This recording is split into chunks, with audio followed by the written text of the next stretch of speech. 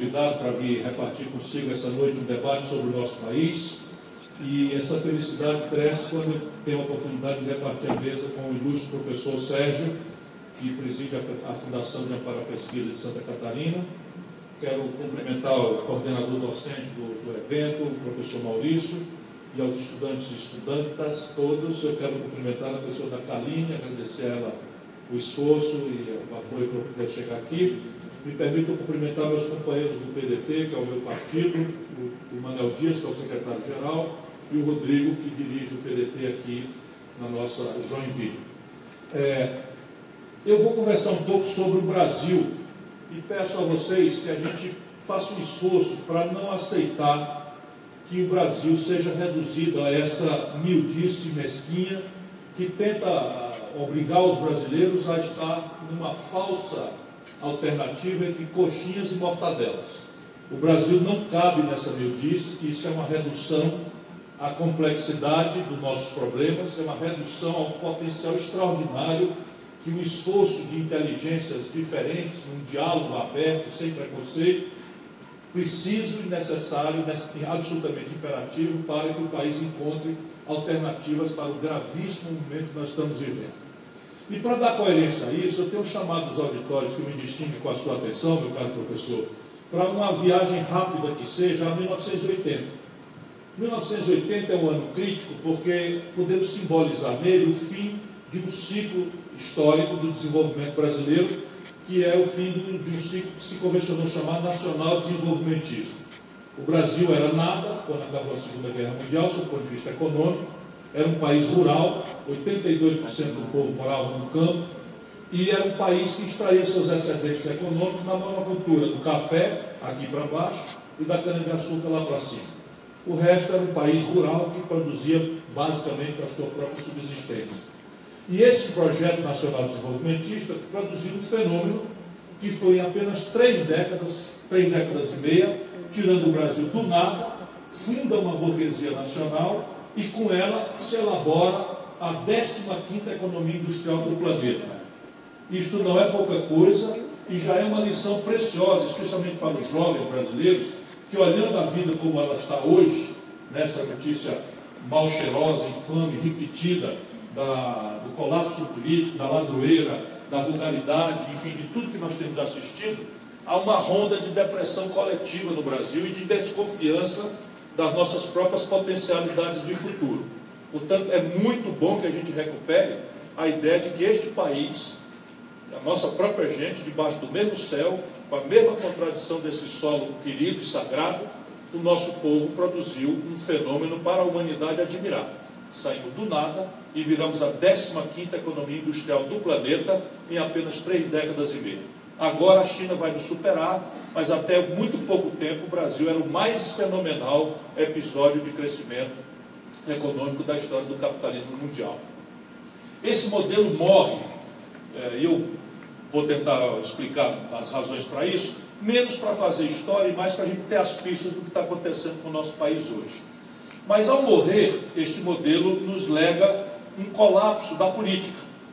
Por quê? Porque nós tínhamos gravíssimas fogueiras, gravíssimas emergências a nos inibir de mobilizar a sociedade para um debate amplo, complexo, como tem que ser, para o redesenho. Primeiro, o diagnóstico do nosso problema, pacificá-lo. Segundo, o desenho das nossas alternativas. 2 razões impediram isso: nossas emergências locais e uma esmagadora hegemonia ideológica que o colapso da extinta União Soviética acabou provocando, que é o convencionado neoliberalismo, o assim chamado neoliberalismo. Então, a falta de um projeto interno no Brasil e um esmagador consenso ideológico internacional nos impuseram a emergência da mão para a boca de um mero enfrentamento das emergências. A primeira grande emergência foi a redemocratização do país. Para fazê-lo, nós precisávamos celebrar um consenso muito raso. E não podíamos discutir economia política, porque se fôssemos discutir economia política, ou seja, modelo de Estado, relação do Estado com a economia, que nível de intrusão o Estado deve ter ou não na economia, o dissenso era imediato. E para redemocratizar o país, nós precisávamos de um consenso. Então simplificamos muito gravemente a nossa agenda e toda uma geração de políticos passou aí uma década e meia, lutando por anistia, eleição direta e constituinte. Ganhamos todas. De novo, é muito importante para o jovem brasileiro, chocado com o que está testemunhando, saber que a minha geração, que agora vai fazer 60 anos, eu faço 60 anos esse ano, tem a crença no milagre da política, porque nós ganhamos todas. É uma coisa impressionante como a gente acreditava e acredita na luta política, porque nós ganhamos todas. O que nós queríamos, focamos e fomos buscar. Alguns tombaram na luta, outros sofreram tortura, outros foram presos, outros foram exilados, mas a nossa geração ganhou todas. Pois bem, passada a democracia, aí vem uma tragédia que nem o Sófocles, o maior dramaturgo antigo da Grécia, poderia imaginar. Se o Sófocles escrevesse uma tragédia como a que o Brasil viveu, eu dizia assim, peraí, Sófocles, agora tu pegou pesado, nessa daí não dá para acreditar. Qual é? Nós redemocratizamos o país com o Tancredo Neves, e no dia da posse, o velho morre. Conhecia todos os problemas, sabia onde é que estava o problema do colapso do modelo, e ele morre no dia da posse. E toma posse um representante do velho regime, que nós tivemos que apoiar como fiador da transição democrática. E o fim do modelo cobra o preço. Qual é? Uma crônica de superinflação que virou a nova emergência do Brasil. Então ninguém discutia mais modelo, ninguém discutia mais estratégia de desenvolvimento, ninguém discutia mais objetivos nacionais, porque todas as nossas energias estavam demandadas, e não é para menos, para esconjurar o processo inflacionário. Também vocês não têm ideia do que é isso, mas nós chegamos no mês no Brasil a ter uma inflação de 84%. Só para vocês terem uma ideia, a inflação para os próximos 12 meses é inferior a 2,5% para o ano. Nós chegamos no Brasil a ter uma inflação de 84% no mês. Mas inflação de 15% ao mês, de 12% ao mês, virou rotina.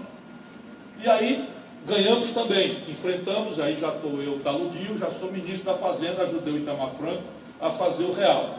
Então nós conseguimos debelar a inflação, porém a inflação era uma febre. E quem sabe mais ou menos as coisas, né, precisa ser médico, sabe que febre salva a chikungunya, a zika e a dengue. A febre não é em si uma doença. A doença é uma infecção e a febre é um sinal, é um aviso. Ó, atenção, corpo, tem uma infecção, tem um agente patógeno atacando aí, e a febre é um aviso disso.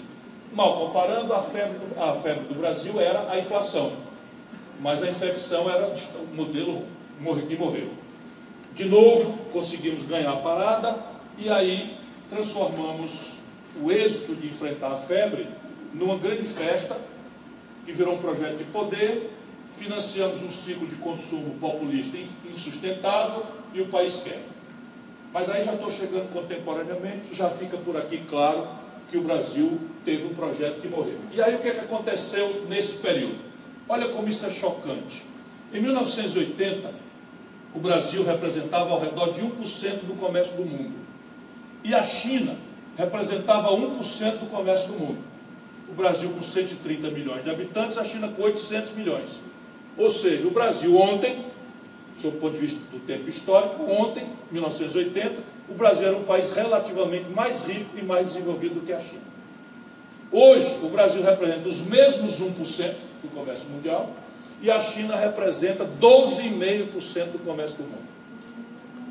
Sem se falar assim, a China disparou em registro de patentes, a China disparou em agregação de valor, e o Brasil, que em 1980 extraía 1/3 da sua riqueza da indústria, que é quem paga os melhores salários, que agrega valor, que paga os melhores impostos, etc., etc., o Brasil, que tirava em 80 1/3 da sua riqueza da indústria, chegou hoje a tirar apenas 8% da sua riqueza da indústria. Ou seja, nós retrocedemos a proporção da indústria sob proporção do PIB ao que éramos em 1910. Portanto, revogamos todas as conquistas da Revolução de 30 sob o ponto de vista industrial. E por aí, água abaixo, ciência, tecnologia, infraestrutura, soberania nacional, que hoje se afirmam nesses valores e não mais na capacidade de reagir de forma armada às intrusões estrangeiras, etc., etc. Pois bem, o que aconteceu? O que aconteceu é que o Brasil, de 80 para cá, colapsado o velho modelo, cresce ridículos 2% ao ano em média. E média, sabe como é? é uma coisa muito perigosa num país estranho, sob o ponto de vista técnico, como é o Brasil. No Brasil, determinadas médias não servem para nada. Por exemplo, no ano que o Lula consegue eleger a Dilma, o Brasil cresceu 7,5% em 2010. Nos últimos 24 meses, o Brasil caiu 9,2% da renda do povo, em 24 meses. Portanto, média aqui é cabeça na geladeira, pé no forno, temperatura média na barriga, 36,5. Né? E isso é um stop and go que tem sido a marca, né? Vai e para, vai e quebra, que tem sido a marca da nossa imprudência ou da nossa incapacidade política de compreender que o que se trata nesse momento é o desafio de um novo projeto nacional de desenvolvimento. E aí nós chegamos ao tempo presente que o Brasil está proibido de crescer basicamente por 3 razões. Consequência de não tratarmos corretamente a doença verdadeira, que é a morte do velho modelo e a nossa incapacidade de construir um novo. Primeira razão do país não poder crescer, o colapso do passivo privado. Porque o Brasil tem enfrentado essas crises cíclicas com uma variável permanente, juro consistentemente mais alto do mundo. E aí parece conversa de economista com economês, mas não é. É que é a seguinte, se o governo paga por um papel mais dinheiro do que o negócio da agricultura, o negócio do comércio, o negócio da indústria, se o governo paga por um papel mais do que os negócios da economia real, a economia para. Por uma razão simplicíssima de entender. Se eu tenho dinheiro, por que eu vou botar numa padaria que me obriga a acordar cedo, a tratar com fiscal, a tratar com trabalhador, etc, trabalhar muito, e no fim do mês ganhar menos do que eu botando o mesmo dinheiro no papel do governo. Porém, o inverso é que é o grave no Brasil, porque é um país de baixíssima formação bruta de capital. Nós não temos capital. Nós somos um país de vocação empreendedora, mas de baixíssima condição de capital. Então, é um país agudamente dependente de crédito. Como é que eu posso tomar dinheiro emprestado para botar num negócio cujo lucro é menor do que eu vou ter que pagar para o banco pelo dinheiro que eu tomei emprestado? Compreende? Então, o país parou de crescer porque a rentabilidade média dos títulos do governo é maior do que a rentabilidade média dos negócios na economia real. E hoje isso virou passivo estrangulado. O endividamento do setor privado chegou a um tal limite que não há um centavo para investimento que possa lastrear a nossa expectativa de crescer. Segundo, o colapso das finanças públicas. E esse é um drama que o brasileiro vai ter que prestar atenção, porque ele está se agudizando de uma forma única na história. Única na história. Esse ano, entre o que o governo vai arrecadar e o que o governo paga de compromissos básicos, já mal e porcamente, arrochando as universidades, deixando os centros os Cefetes sem financiamento, já cortando 44% do orçamento do Ministério da Ciência e Tecnologia, paralisando obras fundamentais para o país, enfim, cortando no osso, o Brasil vai terminar esse ano com 170 bilhões de reais de déficit na conta primária. Ou seja, entre o que o governo arrecada e o que o governo paga, vão faltar 170 bilhões de reais. É disparado o maior buraco em contas do país na história. E a gente às vezes tende a pensar que isso é um assunto dos outros, que a gente pode assistir no Jornal Nacional e não perder o sono. E, infelizmente, isso é um assunto nosso. Por quê? Porque nós temos já uma dívida que se aproxima de 4 trilhões de reais e vão vencer 482 bilhões de reais esse ano. Então veja a queda e o coice. Vence 482 bilhões de reais, nós não temos um centavo para pagar e ainda vamos criar um papagaio novo de 170 bilhões de reais. Isto tudo vai pesar na saúde, na educação, na infraestrutura, na segurança, no investimento, no nível de atividade econômica, etc. Portanto, o país também está constrangido de não poder crescer por conta do problema do colapso das finanças públicas. E terceiro, o país, ao longo o Brasil abriu mão de ter um projeto nacional de desenvolvimento e, portanto, abriu mão de algumas inerências a um projeto. Uma delas é a política industrial de comércio exterior. Provavelmente, outro dia eu fui brincar e agora estou mudando, eu disse, todo mundo nesse auditório tem celular. E a pessoa disse assim, eu não. Surgiu, acredita? Num determinado auditório surgiu uma pessoa que não tinha celular. Então eu já não digo mais todo mundo, mas provavelmente todo mundo aqui tem um celular. Você não tem? Você tem 2, por exemplo, eu também. Eu também. Então compensou o cara lá que não tinha, né? Então, 100% do celular, ainda que ele seja montado em Manaus, são importados. O nosso modo de vida, por exemplo, química fina, 80% dos remédios que a gente toma, importados. Todos os meios de diagnóstico médico modernos, tomografia, ressonância, ecografia, etc., importados. Todos os novos materiais das fibras, das roupas e tal, importados. Toda a metalmecânica, quer dizer, não a metalmecânica, a mecatrônica dos carros, né, importados. 80% do valor de um carro montado aqui em Santa Catarina vem de fora. Toda a eletroeletrônica, toda a informática, toda a ótica, tudo isso é importado. Resultado prático, nós produzimos um desequilíbrio estrutural nas contas do Brasil com o estrangeiro, que quando a gente cresce qualquer coisinha, como aconteceu em 2013, nós crescemos 2%, os tais 2% de média. Apresenta-se um buraco na conta do Brasil com o estrangeiro em manufaturado de 124 bilhões de dólares. Que a gente vinha pagando com minério de ferro, petróleo bruto, porque adotamos a política genial de exportar petróleo bruto barato e importar derivados refinados em grande volume, gasolina, querosene e todos os polímeros, etc., do estrangeiro em dólar. E assim nós produzimos esse desequilíbrio. Quando a gente tem as commodities em alta, os preços da commodity subindo, a gente meio que mascara o problema e dá para viver fazendo de conta que dá para pagar eletroeletrônica, informática e ótica com minério de ferro, petróleo bruto e soja. Quando esses preços de commodities caem, o Brasil quebra. E foi o que aconteceu com a Dilma. Olha os números. Quando o Lula entrega o governo para a Dilma, o Brasil estava vendendo uma tonelada de minério de ferro por 190 dólares. Quando a Dilma cai, o Brasil estava vendendo a mesma tonelada de minério de ferro por 38 dólares. Quando o Lula entrega o governo para a Dilma, nós estamos vendendo um barril de petróleo por 110 dólares. Quando a Dilma é derrubada, nós estamos vendendo o mesmo barril de petróleo por 30 dólares.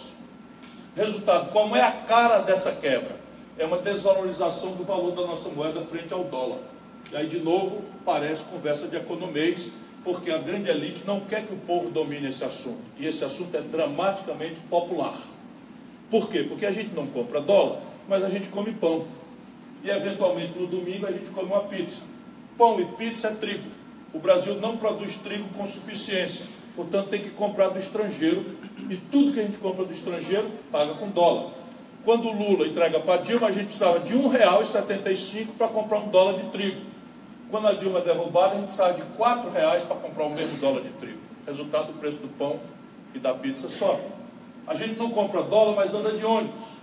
De novo, pela política genial, né, desses neoliberais, nós estamos exportando petróleo bruto barato e importando diesel em dólar. Então, quando o Lula entrega o governo para a Dilma, a gente precisa de R$ 1,75 para comprar um dólar de diesel. Quando a Dilma é derrubada, nós precisamos de R$ 4 para comprar o mesmo dólar de diesel.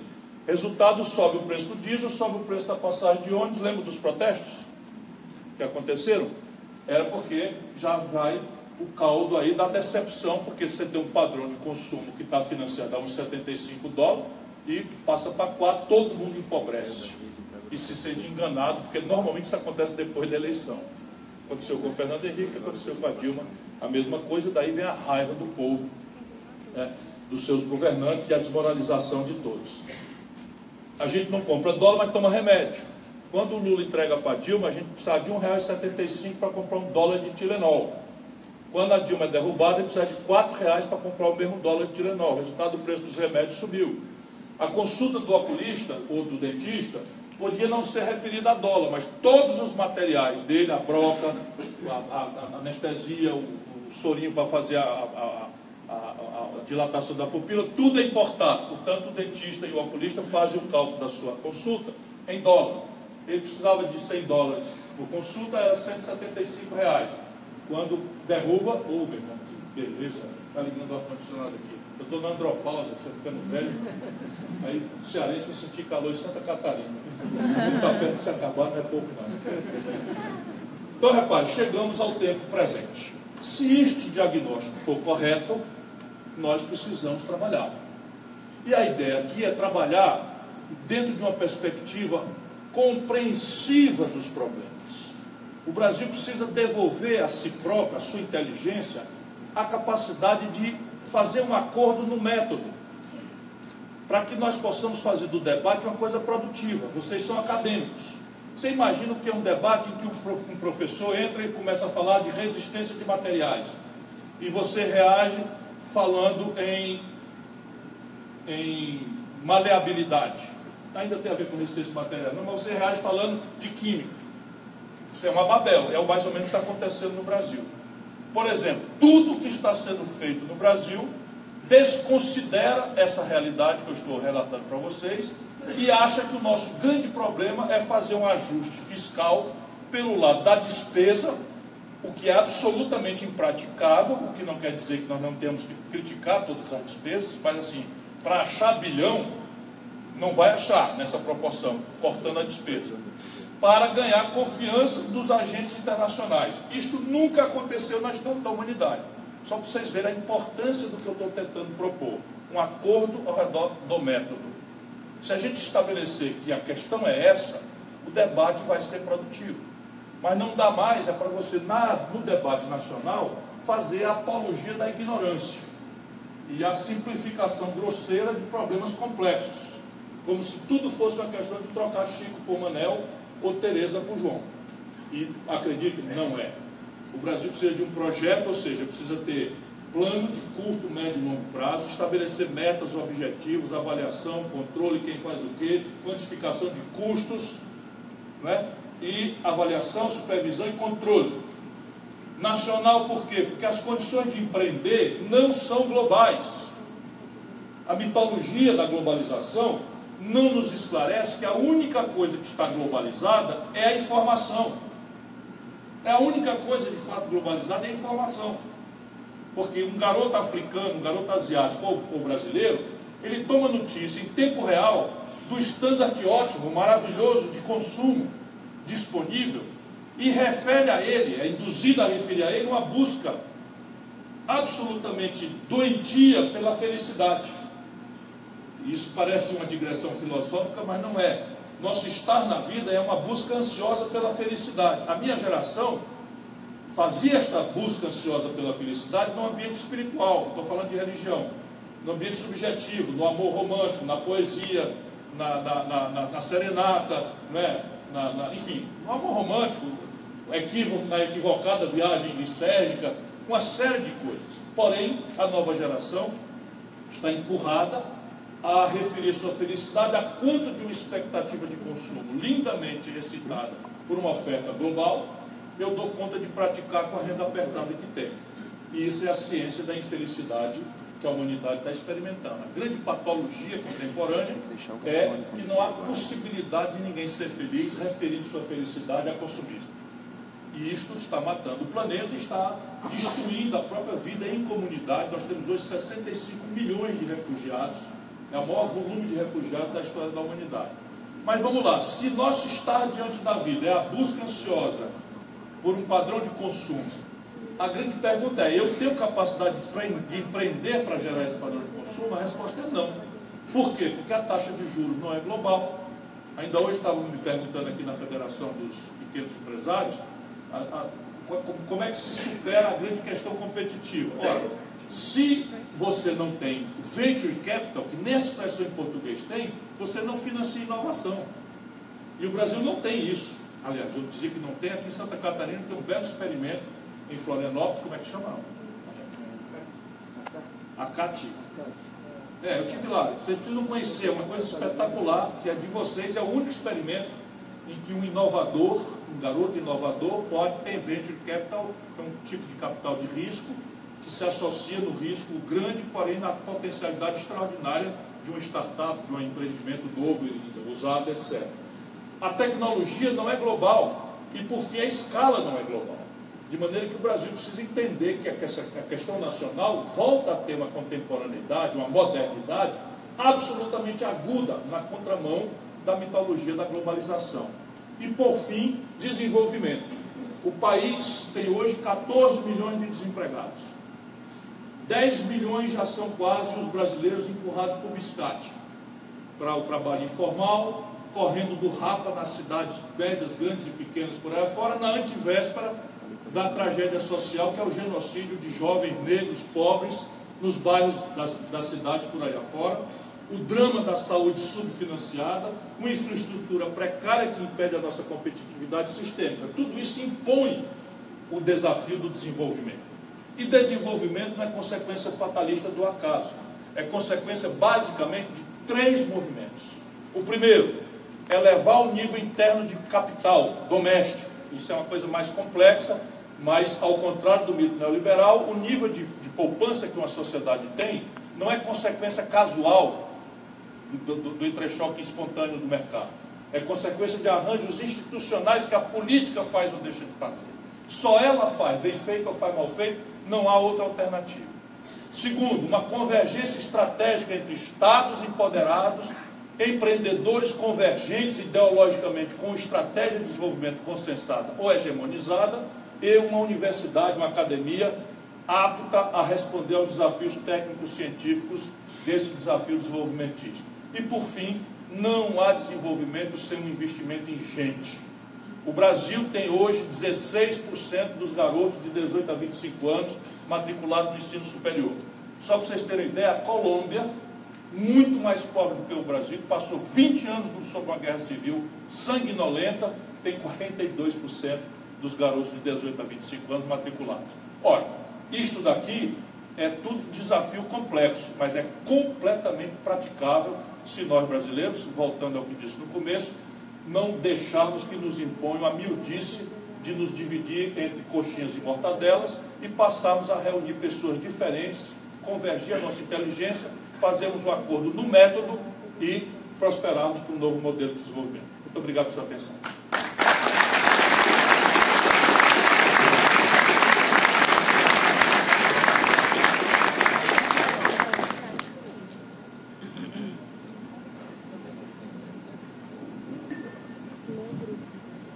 Bem, boa noite a todos e a todas, alunos, professores, engenheiros, quase engenheiros, né? É sempre um prazer, primeiro, estar aqui nesse ambiente e, segundo, poder ouvir essa aula magna de pessoa que, desde muito cedo, né, está aí a serviço da população brasileira e prestando, né, a sua competência, o seu tempo, suas ideias, né, no sentido de construir um país que todos nós queremos, né? Como foi dito, eu vou destacar aqui alguns pontos do governador, né? A gente tem tantos títulos, mas, enfim, aprendi que a gente usa o mais importante, o mais popular, governador, ex-governador do Ceará, sempre governador, né, além de ser ministro, né? Que ser governador tem que ser eleito, ministro é escolhido, essa é a diferença.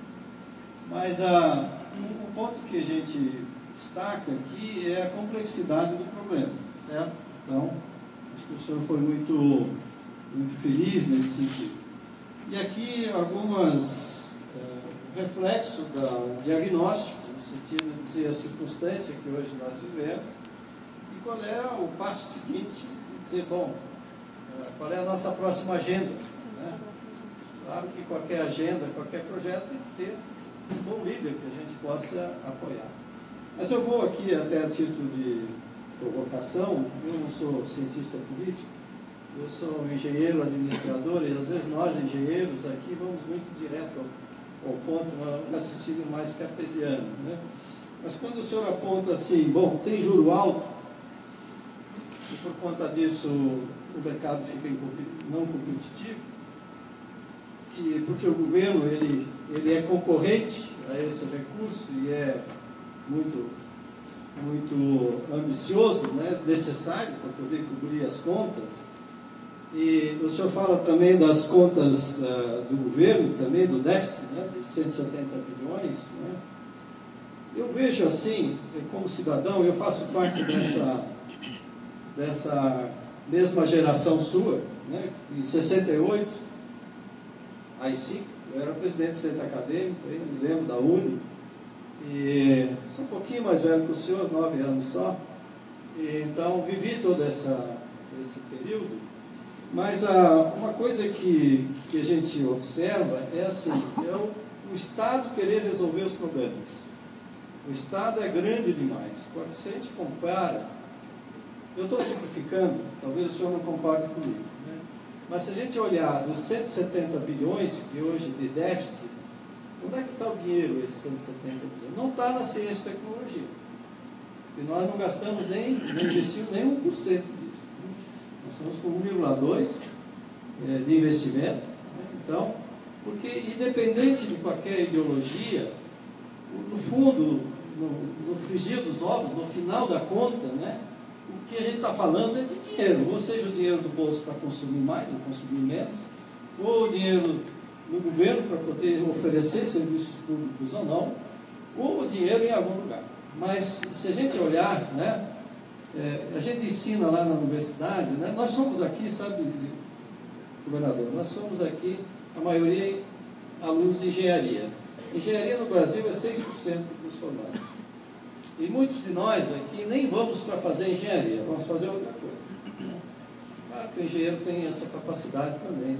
Se a gente for lá na Alemanha, né, eu acho que nós temos lá outros índices, né, muito mais, né, Sofia? Sofia está aqui da Universidade de Ingolstadt, eu que tive a oportunidade lá de conhecer. Quantos engenheiros faz a Alemanha na proporção? Talvez 40%, na França é 40%, né? Na China é 40%. Né? Então, por que eu estou falando em engenheiro? Até para agradar o público, porque esse é o grande investimento que a gente vai, né, e fazer com que a economia reaja. Mas nós temos aqui no Brasil o maior número de escolas de direito, a sua escola.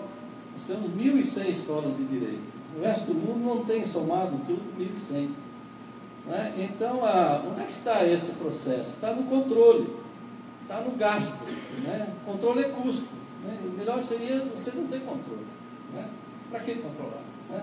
Eu lembro bem, eu fui visitar a Finlândia, e lá numa discussão, o que era a Finlândia alguns anos atrás? Não era nada, pior que nós. Não tem nem recurso natural, 2/3 de gelo. Não vou falar da Alemanha, porque essa é o clube.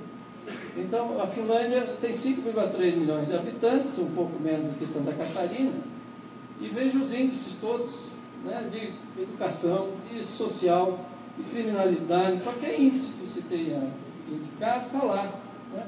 Mas qual é a lógica deles? Né? Primeiro, de investir onde tem que investir, que é na educação. Então, você não gasta em policial, você não gasta em presídio, você não gasta em pagar juiz, você não gasta em tribunais, né, grandes, você gasta naquilo que é o professor, mais bem pago, né, esse que faz a diferença. Você paga um bom engenheiro, né, e aí funciona assim. Bom, eu fui lá visitar a TEX. A TEX é a fundação, que seria a FAPESP daqui, ou se quiser no Brasil, a FINEP. Então a pergunta era assim: quanto de dinheiro vocês têm aqui? 700 milhões de reais, de euros, né? Bom, a gente já começa a ver que essa área é prioritária. Aqui no Brasil você pode brigar com quem quiser, e mesmo na sua área política, né, governador, é difícil ver alguém que diga assim, independente de qualquer coisa, eu preciso ter investimento mínimo em pesquisa e desenvolvimento. A China fez isso agora, nós estamos indo para trás, então aumenta o investimento em ciência e tecnologia. A Europa aumentou 3%, Israel foi lá recentemente 4,5% do PIB, e vê como é que eles estão. E nós aqui, aí ficamos nesse dilema, né, de que tem que importar, porque não tenho conhecimento, qualquer tecnologia nova eu não entro nesse mercado. Mas voltando à Finlândia, então a pergunta é assim: como é que você divide o dinheiro aí no financiamento? Ele diz assim: não, 1/3 vai para a academia, e nós fazemos isso também, né, subvenção. 1/3 vai para empresas startups, aqueles que querem não continuar a fazer do conhecimento as suas empresas, e 1/3 eu empresto para a empresa. Né? E imediatamente, e aí eu concluo a minha fala, só para exemplificar, imediatamente o diretor da FINEP diz assim: mas como é que é esse negócio de emprestar para o setor privado? E as garantias reais? Aí um finlandês olhou para o outro e disse: que garantia real? Bem, não, então é fundo de aval. Aí um olhou para o outro e disse: não tem fundo de aval. Aí o sujeito diz assim: mas e se o sujeito não paga? Aí um finlandês olhou para o outro e disse, como não paga? E se o negócio não dá certo? Ué, ele veio aqui, a gente apostou, não deu certo, o risco é esse. Pergunta aqui um pequeno empresário que está começando a vida, para ir buscar dinheiro lá na FINEP. O senhor tem garantia real? O senhor tem 1,3%, 3 pontos além do patrimônio? Mas não tenho, eu sei fazer, mas eu não tenho. Tenho a minha Brasília velha, tenho o meu apartamento, mas não tenho mais do que isso, né? Então é um pouco isso que a gente tem que apostar, né, no crescimento. Então, vou dar um outro exemplo. Fui na Universidade Alta.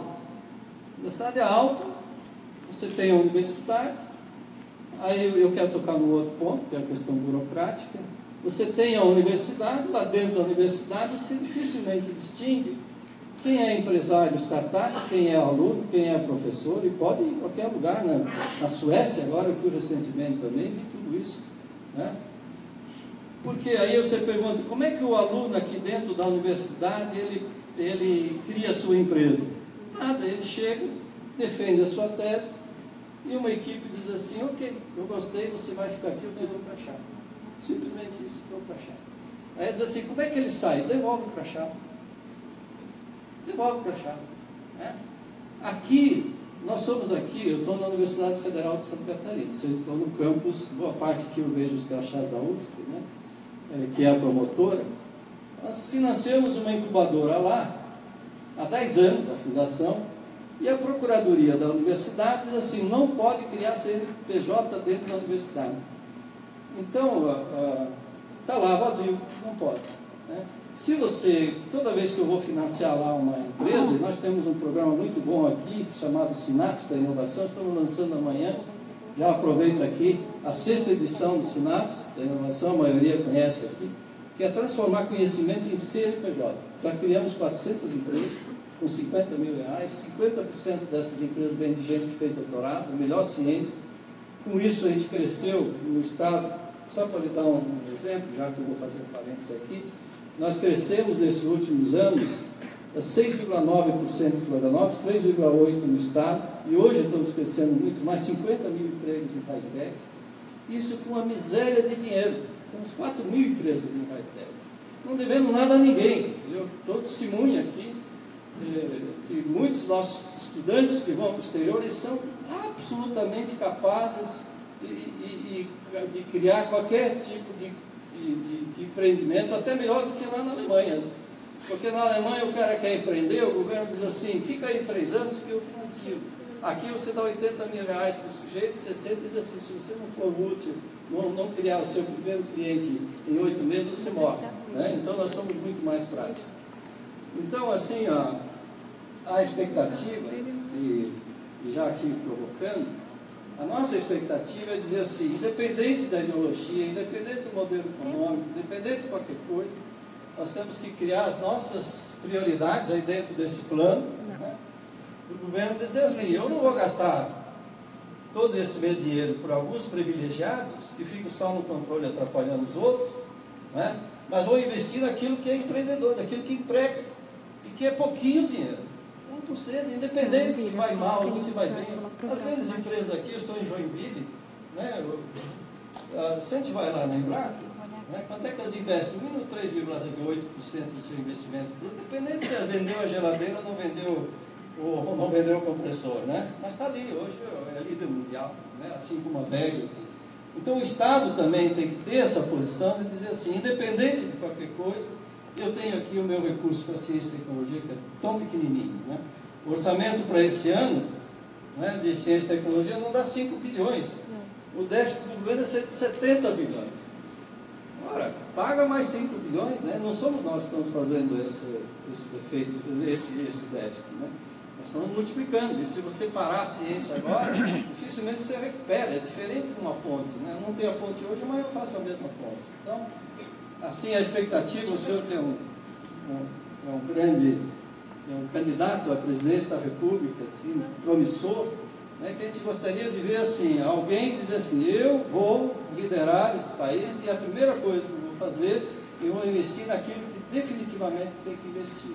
Educação, ciência, tecnologia e empreendedorismo, porque essa é a nova economia e é baratíssimo, todo mundo faz assim. Qualquer país decente faz isso e nós estamos esquecendo desse ponto tão essencial. E aí toda a nossa competência de alunos, de profissionais, de bons engenheiros, né? Nós somos poucos, 6%, mas somos bons, né? Então, queremos que fazer com que a nossa contribuição seja nesse sentido, criar uma nova economia forte e que não dependa assim, do humor do governo e nem de se o dólar está baixo, se está alto, né? Se a commodity aumentou, se não aumentou, porque aí vem aquele drama todo que o senhor coloca, né? Quer dizer, eu estou aqui preso, se a China não me compra mais o minério, eu estou ferrado, né? Mas eu não estou interessado se a China compra minério ou não. Eu vou usar o nióbio para fazer química fina, vou usar outras coisas para fazer isso. Então, claro que o Brasil não vai fazer tudo, a gente já viveu essa fase de substituição de importações, eu acho que tem que estimular para que sejamos competitivos, mas estamos perdendo um espaço razoável. Me perdoe se eu estou aqui fazendo essa é uma digressão, essa provocação, e aí então eu devolvo a palavra ao nosso conferencista maior, ao nosso governador, e depois a gente abre para o que está proposto aqui, né, para perguntas, aí eu deixo cada um que se manifesta. Era isso, obrigado.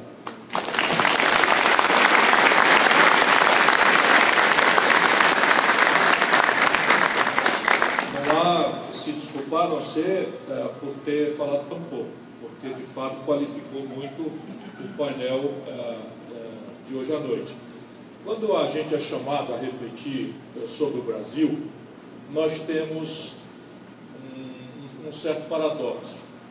Nós somos aqui, vocês são parte de 5%, né?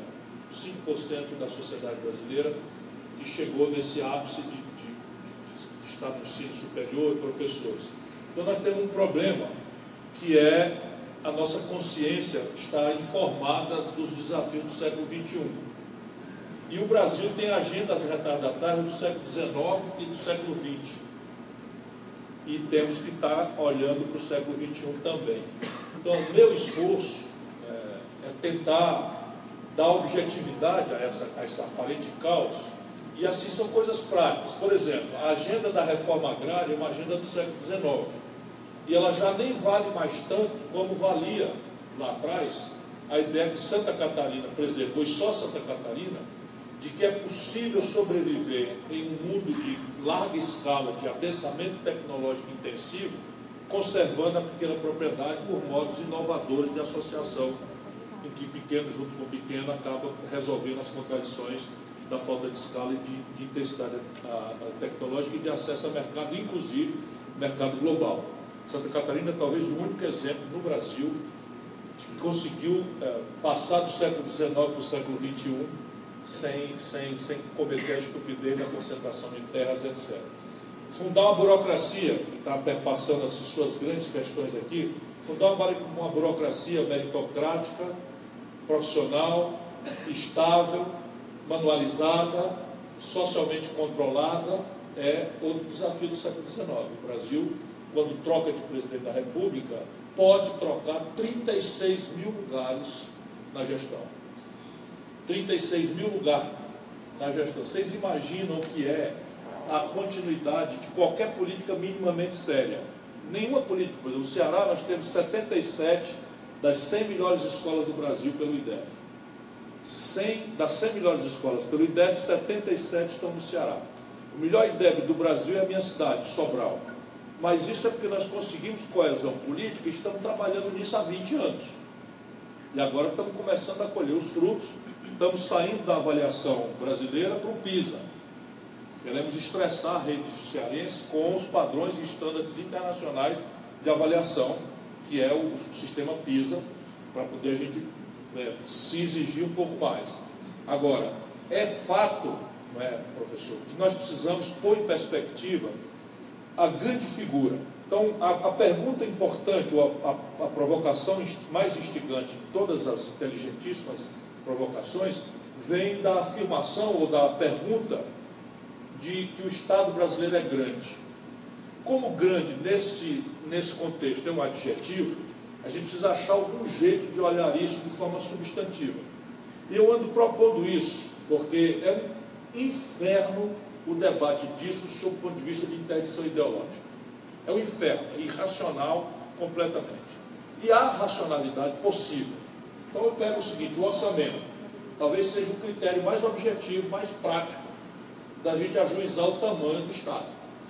E o orçamento brasileiro, globalmente, se você colocar aqui numa pizza, 48,2% é a despesa A, 29% é a despesa B, e todas as outras despesas do C ao W são 21%. Então repare bem, aqui está o tamanho do Estado brasileiro em grossos números. 48,2% do orçamento brasileiro de 2017 estão comprometidos com a despesa A, 29% para a despesa B, e da despesa C ao W, C, D, E, F, G, H, I, J, e tal, ao W, 21%. Parece ser um juízo prático. Sabe qual é a despesa A? Juro para banco. Este é o tamanho exorbitante do Estado brasileiro. Nós temos que privatizar isso, temos que desestatizar isso, temos que diminuir o tamanho do Estado aí. Quer dizer o quê? Que eu não estou vendo outras gorduras, outras ineficiências? Não, eu vejo todas por dentro. Sou obrigado, funcionalmente, há tantos anos dedicado a esse assunto, eu tenho, enfim, mas as distorções, elas são jogadas na opinião pública para, sendo um mau exemplo, extrapolar para o que não é extrapolável, que é assevar a tese compatível com a ideia neoliberal de que o Estado brasileiro tem que ser reduzido a uma dimensão mínima e desentranhado do domínio econômico. Para mim isso não é um palavrão, é uma discussão. Eu aceito o método para discutir. E aí repare bem, qual é a nação do planeta que tem esta proporção? Você pega o médico da Escola Paulista de Medicina ganha menos do que o ascensorista do Senado. Eis uma caricatura chocante. Mas isso não é média, isso não é moda, isso não é representativo, é uma caricatura que serve para que as caricaturas servem, debochar, né, da deformação do Estado brasileiro. Ou seja, nós estamos obrigados a eliminar essas distorções, fundar uma burocracia meritocrática, manualizada, hierarquizada em carreiras, com estabilidade aqui, não é a estabilidade no serviço, mas a estabilidade dos manuais, dos procedimentos, para que, por exemplo, uma política nacional de ciência e tecnologia tenha continuidade independentemente da conjuntura de governo. Eu amanhã, segunda-feira, vou visitar Campinas, vou encontrar um grupo de cientistas e eles vão me levar para ver a obra interrompida do acelerador de partículas do Brasil, projeto CIRRUS. Por quê? Porque eu sei que o Brasil está perdendo a batalha, é aí. Se nós tivermos que economizar tudo e sobrar um centavo, é para educação, ciência e tecnologia. Isso não tem a menor dúvida disso. Eu citei o exemplo do Ceará só por isso, porque nós apostamos nisso para valer, porque isso é que vai emancipar o Ceará. Nós temos siderúrgica, temos infraestrutura, temos energia eólica, temos uma série de coisas. Mas o que vai mudar é o fato que hoje um terço das vagas do ITA são conquistadas por estudantes cearenses. Manta. Um terço das vagas do ITA são conquistadas. Todos vão para banco, nenhum volta para o Ceará. Nós queremos criar uma condição para essa gente voltar para lá e fundar. Para fazer isso, nós temos que cair de novo na história, e vou concluir, do capital. O Brasil é o país de maior vocação empreendedora do mundo, segundo estudos atualizados do Banco Mundial. Porém, é também o país de maior mortalidade infantil empresarial. As nossas empresas, ao redor de 80%, 85%, morrem antes de completar o primeiro ano de vida. Por quê? Porque há 3 assimetrias competitivas absolutamente hostis ao padrão médio disponível para o empreendedor brasileiro.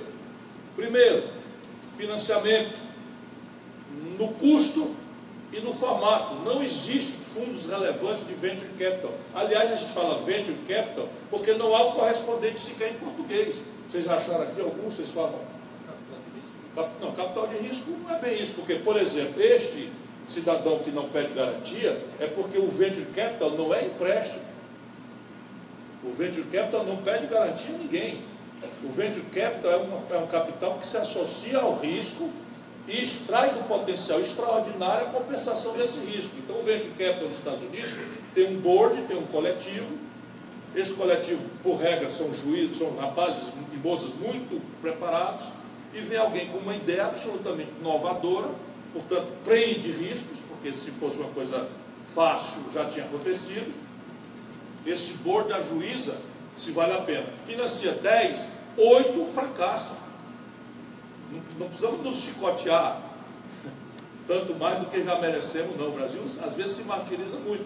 É natural do Venture Capital, da startup, que 10, de cada 10, 8 morram. Porque não é fácil ser inovar num ambiente como está hoje, agressivamente competitivo. Mas as duas que sobrevivem indenizam o prejuízo das 8 e dá sobra para mais 20. Por isso a lógica do Venture Capital não é caridade, não é uma solidariedade cristã, católica ao novo empreendedor, é negócio. Quem nasceu assim? A Apple. Quem nasceu assim? Como é que é que faz Windows? A Microsoft, todos nasceram assim. O Facebook nasceu assim, o Google nasceu assim. No Brasil, esses projetos não tinham como prosperar, porque não tem uma cultura disso, né? E os fundos setoriais, por exemplo, são numa lógica de empréstimo, e a gente sabe que a elite brasileira frauda mesmo. Lamentavelmente, frauda mesmo. Quem duvidasse fica dizendo que a corrupção é do governo, e aí eu estou agora meio que tendo uma certa morbidez de perguntar se a Odebrecht é estatal, né? Se a OAS é estatal. São corruptas, as empresas são corruptas, como elas são no mundo inteiro. No mundo inteiro, o capitalismo é inerentemente vulnerável à corrupção. A obra humana é vulnerável à corrupção. Portanto, a gente não pode ter susto em relação a isso, mas a presunção deve ser da correção. E aqui no Brasil nós estamos pelo inverso. Por exemplo, a Petrobras, a pretexto de punir as imorais empreiteiras brasileiras que se enrolaram na Lava Jato, chamou agora por carta convite 17 empreiteiras estrangeiras, e nós vamos começar a gerar passivo externo líquido em dólar, em serviço. Como é que se explica isso? Eu, que sou um chato, fui olhar, as 17 respondem por uma mais escândalo nas suas praças. Então veja, é tudo corrupção. Esses bandidos agora estão fazendo da denúncia da corrupção um jeito de ganhar dinheiro, corruptamente. Essa é a realidade desse momento trágico do Brasil.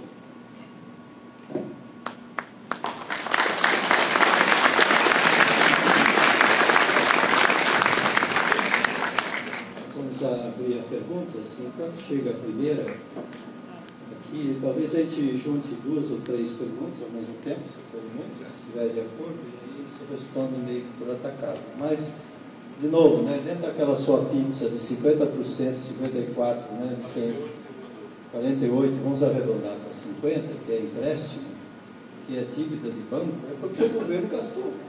E agora tem que pagar. Não é isso? Desculpe, professor, não é não. Por isso que eu, por exemplo... Mas onde é que foi esse dia? Juro sobre juro. Mas aí o banco que... Juro sobre juro. Sim. O primeiro, o Banco Central. Por exemplo, hoje, qual é a explicação técnica? Eu desafio qualquer economista oficial do governo ou da Globo, que faz a apologia dessa mistificação, para explicar por que o juro internacional hoje, sendo negativo há 8 anos, e todos os indicadores de inflação interna do Brasil estão deflacionando, por que o juro brasileiro é de 9,25 ao ano?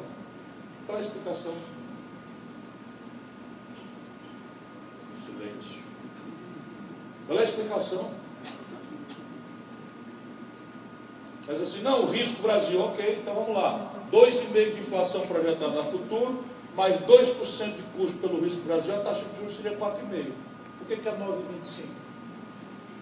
E estava a 14 há 2 anos atrás. Qual é a explicação? É que o país está apropriado pela banca. Essa é a explicação. O Estado Nacional Brasileiro não pertence ao conjunto da sociedade, pertence aos bancos. Essa é a questão. E esse é o desafio contemporâneo do país. Vamos captar mais perguntas, algumas, né? Não chegou nenhuma ainda, né? Chegaram várias. Alguém quer se aventurar? Pode ser verbal também, não precisa ser Pode escrito. ser. Onde é que tá? A gente está com as perguntas aqui, professor. Ah, é? Então tá. Vamos começar com a pergunta do Guilherme Luiz da UDESC. É uma pergunta bem objetiva. Como fazer ciência e tecnologia num país no momento de tantos cortes no setor? As perguntas, por mais que elas possam parecer direcionadas a um dos dois, acho que é para minha pergunta? Não foi direcionada, acho que pode debater. Evidentemente que a resposta é uma obviedade, só que isso é uma confrontação política. O professor, de boa fé, eu não tenho a menor dúvida, né, sonha com a coisa de que haja uma estabilidade e que a ideologia não interfira. Ora, mas isso é intrinsecamente ideológico. Porque se eu imagino, sob o ponto de vista neoliberal, que ao mercado cabe resolver as equações do desenvolvimento, eu não tenho nada que me preocupar com o Estado financiando ciência e tecnologia. Eu tenho que esperar que as empresas resolvam isso. Só que isso jamais aconteceu na experiência da humanidade. Esse é o grande problema da interdição ideológica do debate. Nunca, jamais, em tempo algum, porque, por exemplo, o epicentro do capitalismo liberal, assim dito, é a América do Norte. Alguém aqui imagina que a América do Norte seria a potência militar e técnico-científica que é, sem a compra governamental, induzindo a ciência e a tecnologia, sem o financiamento da corrida aeroespacial? Eles agora estão agarrados por razões de defesa, etc., e biotecnologia, e nanotecnologia, novos materiais, supercondutores, tudo a pretexto de defesa ou de corrida aeroespacial, e imediatamente funciona lá a difusão para o setor industrial dessas coisas. Isso na América. Você imagina a China. A China é um episódio recente. Você vai no mercado da seda na China, é uma coisa chocante. Estão fazendo iPhone falso em fundo de garagem. Não respeitam lei de propriedade intelectual nenhuma e são disparados o maior destino mundial de investimento direto estrangeiro. Por quê? Porque vale a pena. Lá se ganha dinheiro. E no Brasil nós estamos desindustrializando o país. A indústria automobilística, que é toda multinacional, toda, está com 30% de capacidade instalada ociosa.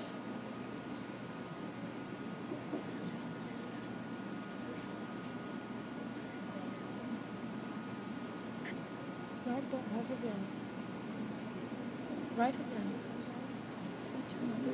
Fala, Fabiana. Bom, a pergunta agora é da Lívia, do Instituto do Sudeste de Minas Gerais. Por que os senhores acham que o modal mais utilizado em nosso país é o rodoviário? Todos sabemos que o sistema logístico do nosso país onera o desenvolvimento da economia e que o brasileiro sofre diariamente com a mobilidade urbana. Qual modelo de mobilidade você acredita que deve ser implementado no Brasil e quais são as ações que você faria para tal? Qual seria a posição do modal ferroviário dentro deste contexto? Bom, evidentemente, um país que tem seu centro dinâmico de produção nos rincões do interior e a sua população concentradamente lideira ao litoral, a intermodal óbvia é ferroviária e cabotagem. Nós adotamos, para estimular a indústria automobilística, adotamos a modal rodoviária. E estamos pagando o preço amargo desta decisão que foi tomada. Mas não é mais adiável que o país volte a obedecer à lógica, porque os custos de transferência hoje do Brasil são 4 vezes mais caros, por regra, do que os custos de transferência do nosso competidor internacional. Por exemplo, o frete rodoviário na Alemanha é 1/4 do frete rodoviário no Brasil. Por quê? Porque são distâncias curtas, com estradas sem limite de velocidade, não tem nenhum problema, etc, etc. E o Brasil tem uma estrutura de mais de 50 mil quilômetros de estradas outrora asfaltados, sem manutenção regular, cobrando um preço em vidas e ineficiência absurdo. Evidentemente que os grandes troncos estão desenhados. Você tem a Norte-Sul, que deve dirigir-se até o limite final para se conectar com a malha do Sul e Sudeste. Você tem a Transoceânica, que é uma coisa que os chineses estão absolutamente cobiçando, que reduz dramaticamente. Você tem a Transnordestina, tem a FIOL. São vários troncos ferroviários que têm uma força indutora de desenvolvimento no interior brasileiro e nós temos que devolver a lógica da cabotagem. Agora, o que é que nós fizemos? Abrimos mão de ter uma marinha mercante lá atrás e hoje 100% do afretamento, na prática, 100% do afretamento do petróleo que o Brasil exporta, da soja que o Brasil exporta, do minério de ferro que o Brasil exporta, são com armadores estrangeiros. Resultado prático, nós temos hoje, no custo de frete, já passa de 15 bilhões de dólares, que vai se somando ao passivo externo infinanciável do país, introduzindo essa instabilidade cambial, que é a nossa regra total. Evidentemente, o Lula ouviu esse galo cantar, meio sem saber direito aonde, retoma, meio que de forma voluntarista, uma lógica de indústria naval. Ela, para nascer, vem com a compra governamental, com a Petrobras toda loteada por quadrilha do PMDB, quadrilha do PP, quadrilha não sei de quem, e aí os navios começam a sair por 35%, 45%, 60% mais caros, e hoje está aí a tragédia, mais de 50 mil brasileiros demitidos, e equipamentos quase prontos, semi-prontos, ou em muitos insumos comprados para fazer compras governamentais das plataformas da Petrobras, esses canalhas estão vendendo como sucata. Então, esse é um país, rapaz, que, evidentemente, eu tenho que ter calma, porque eu estou me preparando eventualmente para ser eu responsável para resolver, mas eu me lembro muito do meu tempo que a turma falava do paredão. O paredão talvez cumprisse um papel num país como o nosso.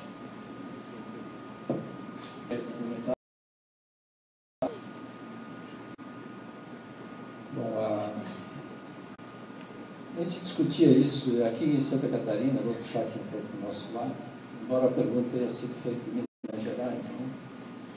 Né?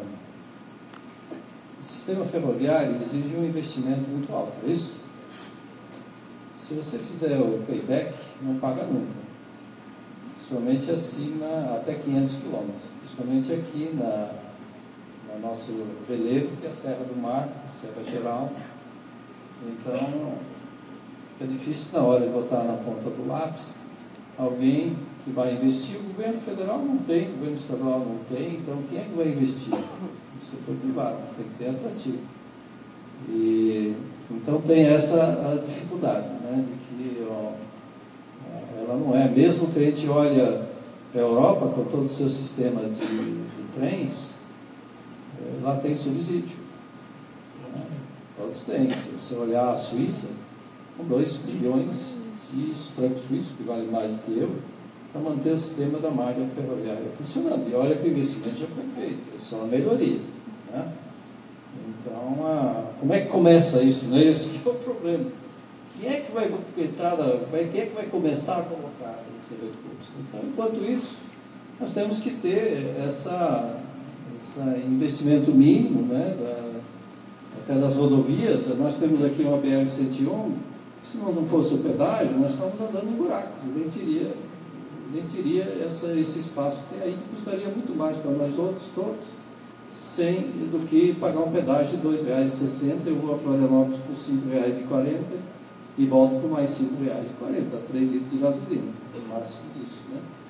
Então, esse é o modelo. Se vai olhar os portos, eu sou conselheiro do Porto de Ibituba aqui, então temos estudado bastante esse assunto de portos, cabotagem, agora que está começando, né? Mas, claro que todo esse sistema é um sistema, de novo, privado, competitivo, então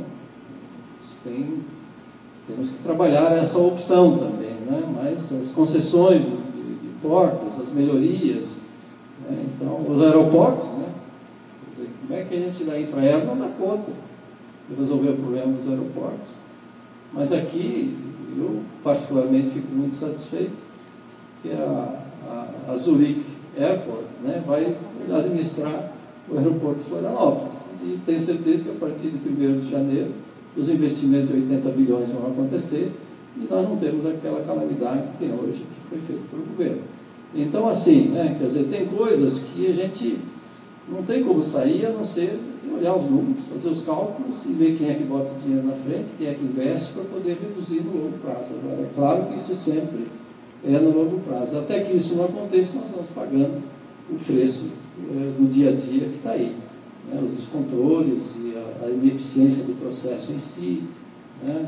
A máquina complicada, porque alguém errou, então eu tenho que montar todo um aparato de controle. Né? Tem o nosso governador aqui que diz assim, eu concordo plenamente, para quem é corrupto, não adianta fazer lei, não adianta nada, pode botar o que quiser.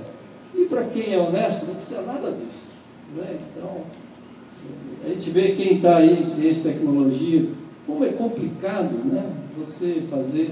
Eu fui presidente do Conselho Nacional das Fundações Estaduais durante 4 anos, trabalhando no novo marco legal de ciência e tecnologia.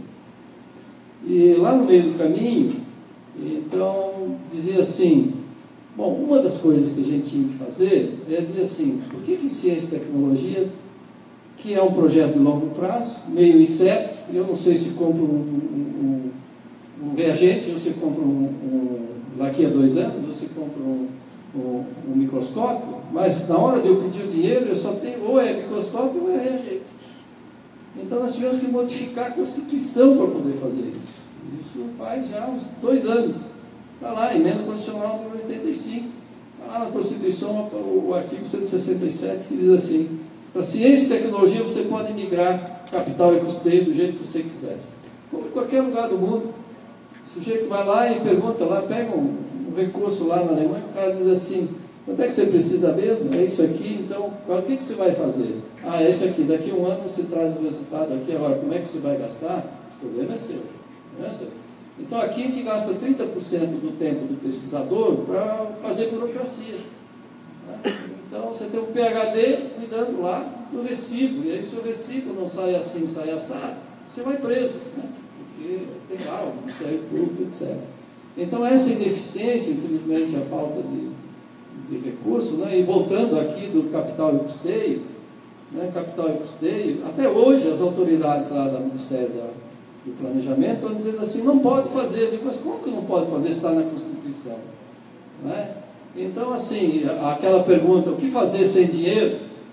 A primeira coisa que tinha que fazer era tirar a ineficiência do sistema. E o dinheiro seu rende 30%, 40% mais. Eu tenho um professor amigo meu aqui na universidade, e quando ele é convidado para selecionar lá no ETH em Zurique, ele me diz assim, eu produzo 10 vezes mais do que aqui. E é a mesma pessoa, ele vai lá e vai. Então, de novo, eu vou insistir nesse ponto, porque o que a gente precisa é fazer sem atrapalhar e confiar que eu sou capaz de fazer, que eu estou fazendo está correto, né? E que o que eu faço é muito baratinho frente ao resultado que eu vou trazer. Se vocês olharem todos os estudos que dizem aí dos economistas internacionais, o investimento que tem maior retorno é o de ciência e tecnologia, 6,8 alguma coisa, frente ao segundo colocado, que não chega nem, eu não tenho de cor aqui qual é o segundo, mas o segundo não chega nem a 2%. Né? Então, é isso que eu estou dizendo, se a gente não tivesse investido aqui nas nossas startups, não tivesse investido no nosso high-tech aqui no Estado, nós teríamos 50%, 50 mil empregos de alta qualidade a menos. Assim como lá no Ceará, né, que é campeão em matemática, em quase todas as competições, né? Isso aí é que precisa, né? Dessa gente qualificada e apoiar, e é tão baratinho. É isso que eu insisto aqui, né, já que estamos no ambiente de universidade, é que a gente tenha essa visão, né, de que nós precisamos trilhar esse caminho. Desculpe, senhor, me empolguei de novo. Vamos passar para a pergunta do Antônio Carlos. Quando os senhores estavam falando da ineficiência, ele pergunta o que os representantes do Brasil precisam fazer para impulsionar um grande avanço tecnológico no país, visto o nível em que se encontra quando comparados a países desenvolvidos. Ele complementa quais as maiores dificuldades. Veja, como nós não temos projeto e temos uma precariedade crônica, agudizada recentemente de dinheiro, nós temos ineficiências além da precariedade do dinheiro.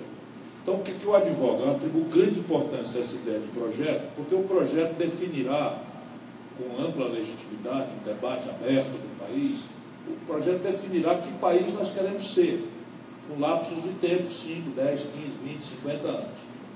Eu tenho especulado, e evidentemente não sou dono da verdade, eu tenho especulado aí muito mais preocupado com o equilíbrio nas contas do país com o estrangeiro, que tem que ser removido esse desequilíbrio para que o país possa experimentar longevamente crescimento. Eu tenho sustentado que o Brasil precisa interromper o seu ciclo de desindustrialização e retomar com muito vigor o ciclo de industrialização. E aí, evidentemente, eu corro riscos aqui de ser mal entendido, mas eu vou dar só como exemplo 4 blocos. Esses 4 blocos, eles saltam como evidência, porque eles são os responsáveis pelos maiores desequilíbrios setoriais. Eles são setores, menos um dos 4, onde o Brasil tem alguma expertise tecnológica já bem avançada. Eles são, salvo um dos 4, onde há uma institucionalidade capaz de ser empoderada para assumir a responsabilidade de fazer isso. O primeiro é uma obviedade que eu mencionei aqui algumas vezes, o bloco, o complexo industrial do petróleo e gás, ao qual se pode agregar bioenergia, enfim, energias renováveis, mas o grande bloco de petróleo e gás, que é verticalizar toda a cadeia, a partir do refino, que é uma obviedade, mas avançar em direção a uma indústria 4.0. Isso exige foco, superar alguns hiatos tecnológicos, mas o Brasil tem comunidade técnica para isso, tem expertise para isso, tem contexto para isso, tem institucionalidade para isso, quer dizer, o Compeg, a COP, a Petrobras e conjunto de outros satélites que gravitam ao redor das soluções que a Petrobras pede, né, são uma obviedade. O segundo bloco é o complexo industrial da saúde.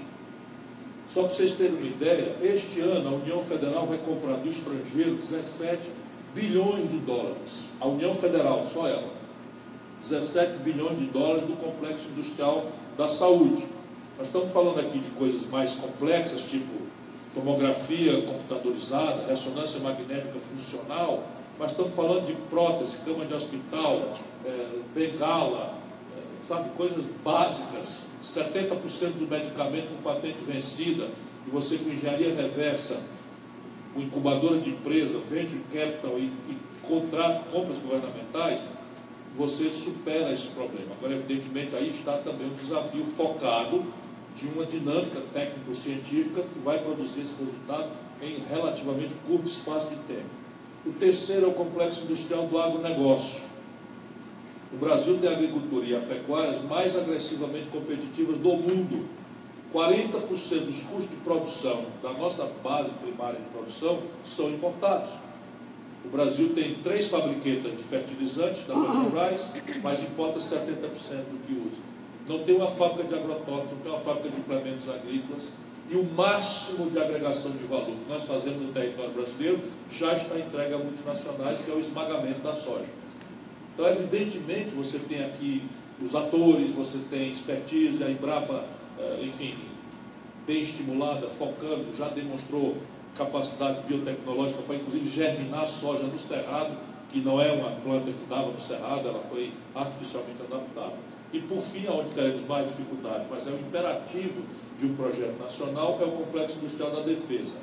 Aqui é mais complicado, exige uma relação internacional delicada, diferente, em que a gente estresse a nossa relação com o mundo por transferências tecnológicas sensíveis, um regime de preferência comercial em processo industrial e financiamentos rebeldes às interdições de Bretton Woods.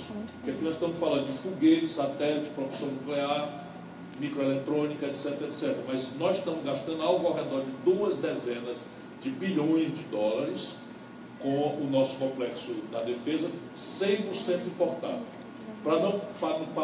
Para esmagar qualquer perspectiva de que o Brasil se dá ao respeito. Nos últimos meses do governo Dilma, uma empresa da China ganhou a concorrência para fornecer os uniformes do Exército Brasileiro. Os uniformes do Exército Brasileiro.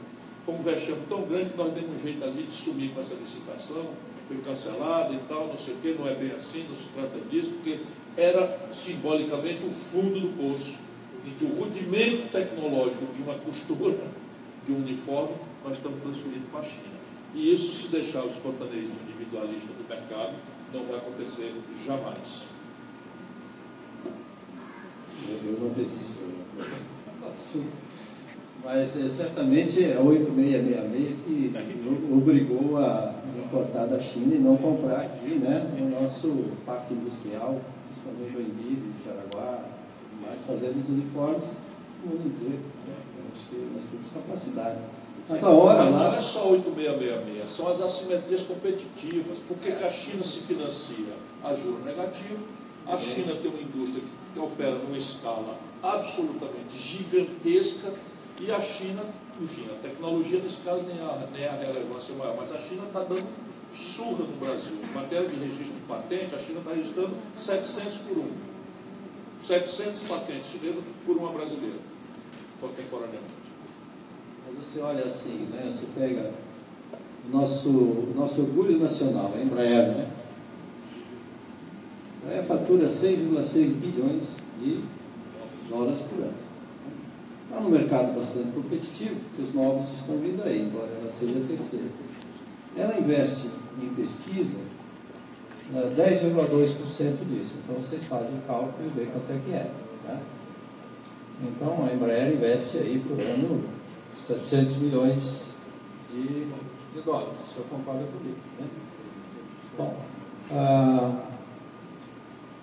nós felizmente abrimos agora um escritório da Embraer aqui em Santa Catarina, depois de 4 anos de trabalho no novo projeto mais estratégico da Embraer está aqui, porque temos competências, né?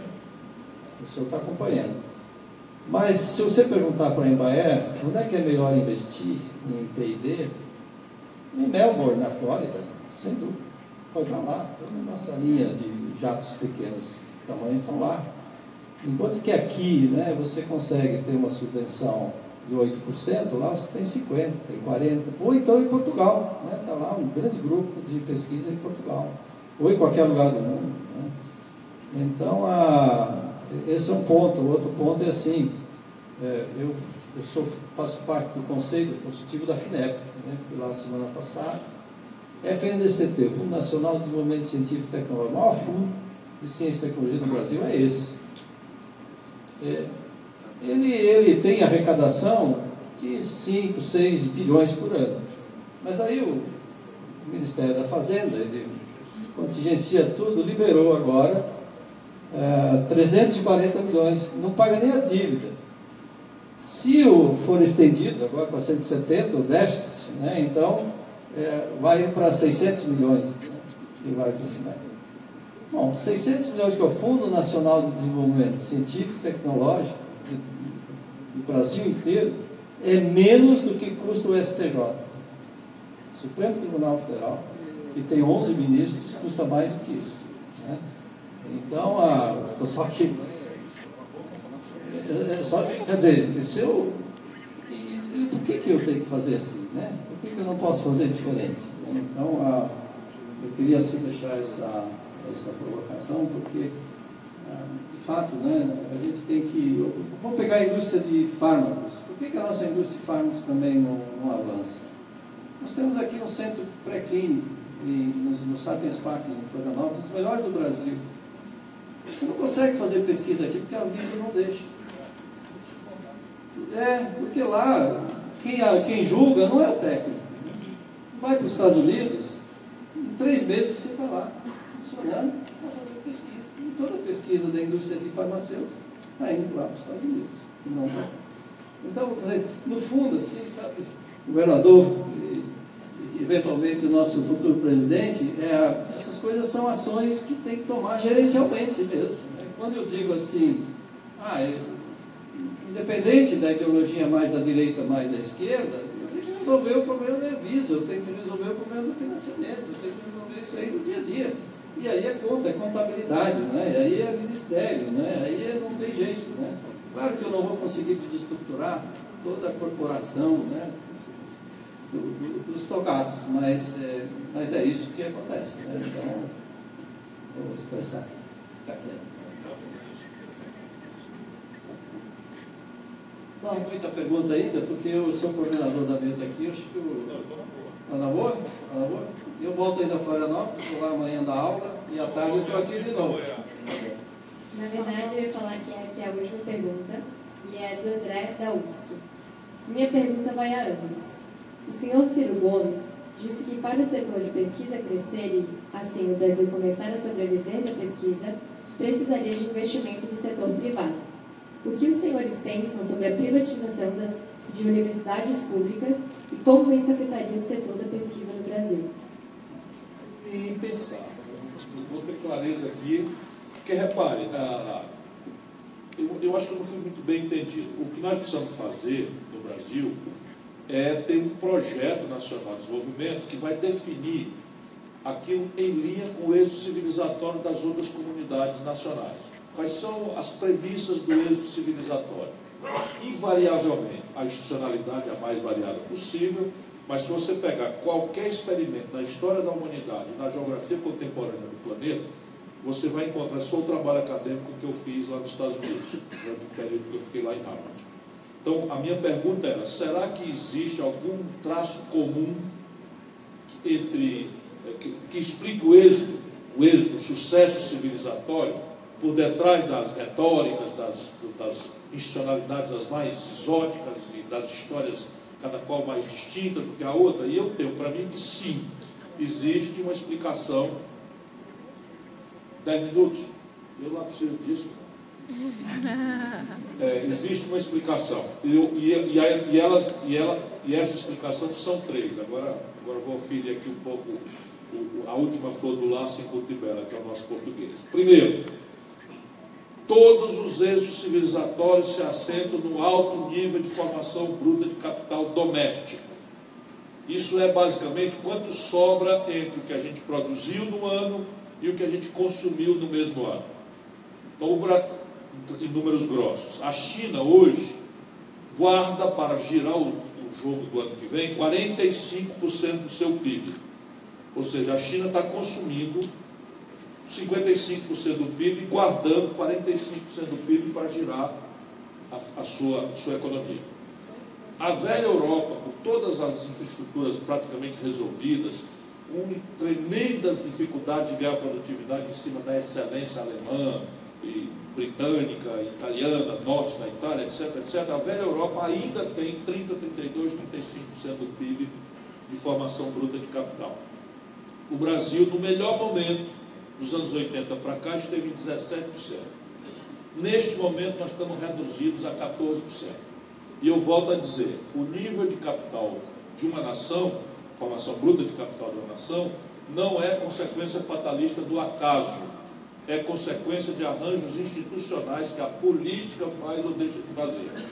E no caso brasileiro é flagrante o desenho de um modelo tributário mais progressivo e menos regressivo, o desenho de um modelo previdenciário de capitalização que substitua as transições todas que há aqui a ver no regime atual de repartição, a criação de um mercado de capitais, inclusive com a criação de venture capital, que eu não creio que o mercado vá fazer, e em qualquer circunstância criar mecanismos de vinculação da poupança de longo prazo da sociedade ao investimento de longo prazo, e aí entra, por exemplo, a questão da ciência e da tecnologia. Então, formação bruta de capital elevada, essa é a premissa do êxito civilizatório. Segunda, pouco importa a institucionalidade. Nunca foi uma economia estatística a que deu êxito civilizatório a nenhuma nação do mundo, e nunca foi a mitologia liberal do laissez-faire que deu êxito civilizatório a ninguém. O que explica êxito civilizatório é uma convergência estratégica, pouco importa a retórica, pouco importa o exotismo institucional, as peculiaridades, mas se você olhar, fizer uma radiografia, você vai encontrar um Estado empoderado, musculoso, energizado, líder da dinâmica de investimento, convergente com a parceria com o empreendedor privado.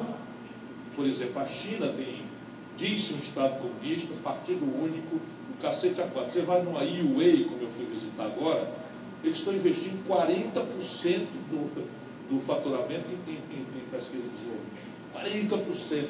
Só essa Yue registrou em um ano mais patente do que o Brasil registrou em 10 anos.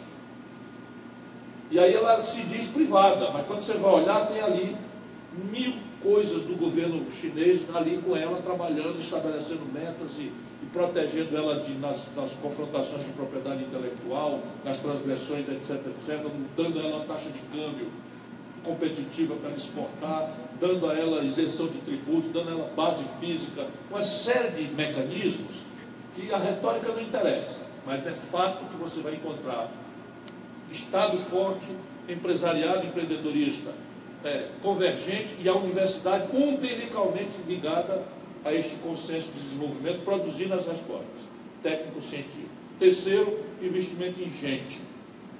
Este é o êxito civilizatório, sem o que não há. Não existe a menor chance de um país como o nosso aspirar a ter desenvolvido com uma escolarização média de 6 anos.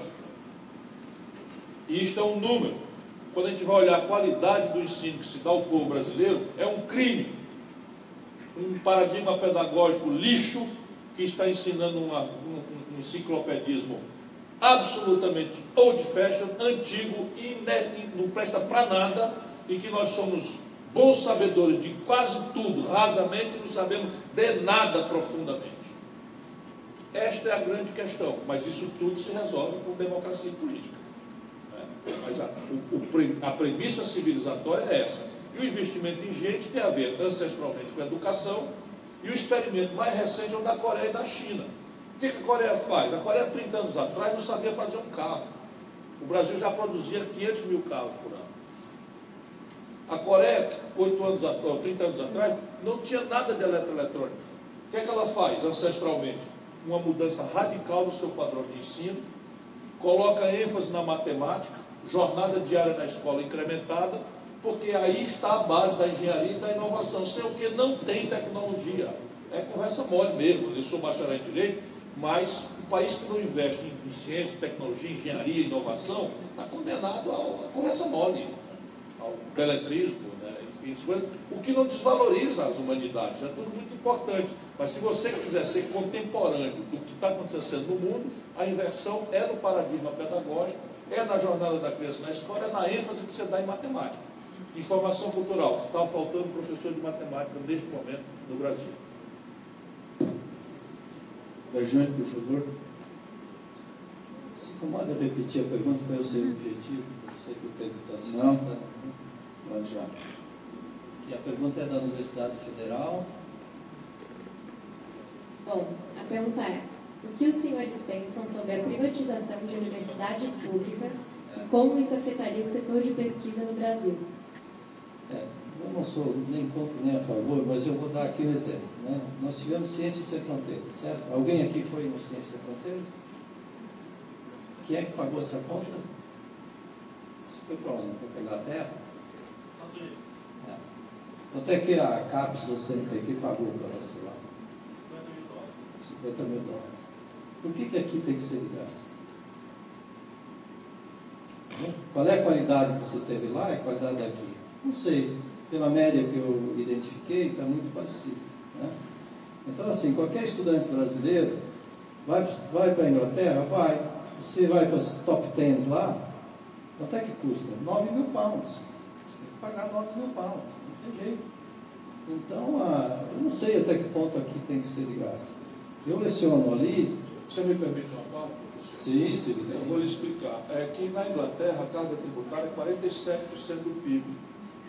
E a Inglaterra subsidia, por opção política, subsidia 100% do transporte, 100% da saúde, 100% da educação básica. E vai cobrar no ensino superior. No Brasil, a classe média paga dobrado para viver e só tem de volta do Estado uma coisa, a universidade. Só ela. Então, não sei. Eu acho que seria aqui um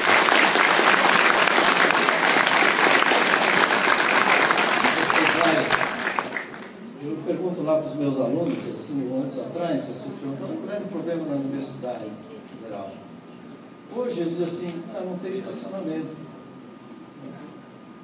Então, assim, eu acho que se inverteu. Eu acho que a universidade, se tivesse receita própria, tivesse autonomia, assim como temos um sistema nosso aqui no Estado, né, de universidades da CAF, né, então, é um tema para refletir. Eu acho que o senhor colocou certo, né? Onde é que está o dinheiro? Então, é um pouco isso que eu queria assim, dizer. Acho que tinha que buscar alternativas, né? Agora, Desculpa, outra parte. A alternativa é a extensão universitária. É a extensão universitária, é cobrar serviços para o mundo empresarial.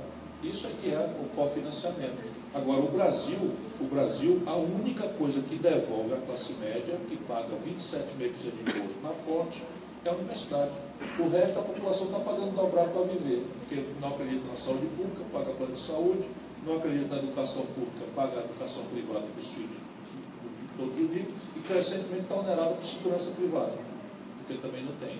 É o oposto da Inglaterra, é o oposto da América. Eu estive lá em Harvard. E lá também tem o seguinte, as universidades não são privadas. Não é privada, a Harvard é pública. E se alguém tiver mérito e não tiver dinheiro para pagar, entra de graça. Tá. 50% da pesquisa da universidade americana é do setor privado. Exatamente. E aqui no Brasil? Sim, pois é, mas aí... Tá, você vai ali na Universidade Federal e diz assim, eu, Embraco, quero fazer um contrato para financiar um projeto da engenharia mecânica, que é a nossa lá, né? Experimenta fazer isso e você consegue. Não consegue, né? Ah, se fizer via fundação, aí agora todo mundo está criticando a fundação. Eu estudei na Universidade de Illinois, nos Estados Unidos. Eu fui lá um dia, não faz muito tempo, acabou? Então eu vou acabar nessa frase agora aqui, só com esse exemplo. E encontrei o Alexandre, lá no departamento de mecânica, eu disse, Alexandre, você está aqui, eu vi aqui, ó, um monte de plaquetinhas de empresas, e vi aqui em Embraco, né? Não preciso dizer o que é Embraco, porque todo joinvilense sabe. E como é que funciona isso? Ele diz assim, não, assim, ó, ele vem aqui, essas 39 empresas vêm no primeiro dia do ano para dizer o que a gente tem que fazer. E no final do ano vem e financia, né? E no final do ano vem aqui ver se a gente fez. O resto, né? Então aí eu perguntei assim, mas e o professor Stecker, onde é que anda? Ele é professor aqui ainda, ele é professor lá. Então, não, está aqui ainda, mas ele tem uma empresa ali do lado, que eu sei que ele tem uma empresa. Não tem uma empresa, porque uma ex-aluna minha está trabalhando por ele lá. E como é que é essa relação do professor que tem empresa e que é professor da universidade? Absolutamente normal, esse é o termo. O cara diz, não, veja aqui, ó. Primeiro, ele não tem a capacidade para desenvolver tudo na empresa e vem trazer os projetos para nós. Então ele é um captador de recursos de bons projetos. Segundo, ele não pode errar lá fora, como é que ele vem ensinar aqui se ele teve dificuldade lá? Terceiro, ele ganha dinheiro lá, não vem pressionar aqui dentro, né? E a universidade, como é que vê isso? Muito bem, obrigado. Se você for lá na Universidade de Tel Aviv é assim, se for na Universidade de Jerusalém é assim, qualquer lugar do mundo é assim, né? Aqui, você não pode fazer isso, certo? Seu professor ainda é, não sei o quê, você é proibido, então você fica naquela mediocridade, esperando a aposentadoria, né? E não tem dinheiro para nada, não pode captar, fica desistindo em geral. Acabei a minha fala. Obrigado.